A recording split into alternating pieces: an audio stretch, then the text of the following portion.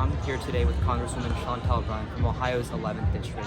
Thank you so much for taking the time to be here today. It is my honor to be here. So what are we talking about today? So I want to discuss AI, and I just heard earlier that you're bringing forth legislation when it comes to putting watermarks on AI campaign material. So could you, I guess, just describe what we're aiming to do with that and the whole purpose? Absolutely. So it is my pleasure. Thank you for allowing me the privilege of your audience. So what I have put forth is a piece of legislation called Securing Elections from AI Deception.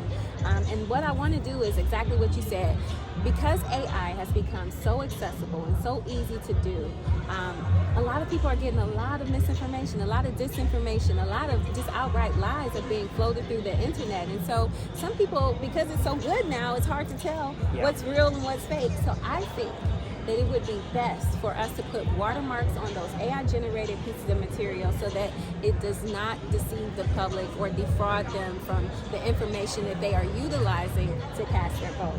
And I think that people who would not use this resource, that would abuse the AI and making information that is deceptive, should be punished for that. That they should either have to pay a fine, or I'm willing to put them in jail, because our right to vote is such a fragile and such a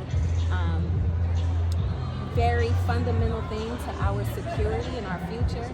We have to do everything we can to protect it. I completely agree with the points you made. And one last thing I want to ask is, corporations are also a major player in AI. They're making trillions of dollars off of it right now and in the future as an organization, almost like kind of like a cartel in a way, in the way that they operate with AI.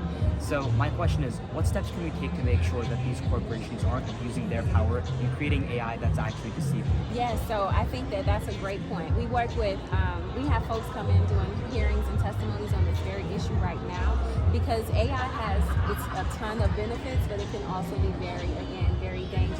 So getting the feedback from people like you, because I never come into these spaces expecting to have all of the information. So I rely on constituents to help us cultivate policies and laws and regulations to make sure that we are protecting our citizens first and foremost, but also trying to avoid those unintended consequences of making things too strict so that the corporations and small to medium-sized businesses can still benefit from them. So it's a delicate balancing act, but one that we are working on, and it's one that we really, because the technology changes so fast, it's almost hard to put things into specifics right now, but it's something that we're definitely working on. I think making sure that we don't stifle innovation, but also protecting our people should be a top priority. You said it best.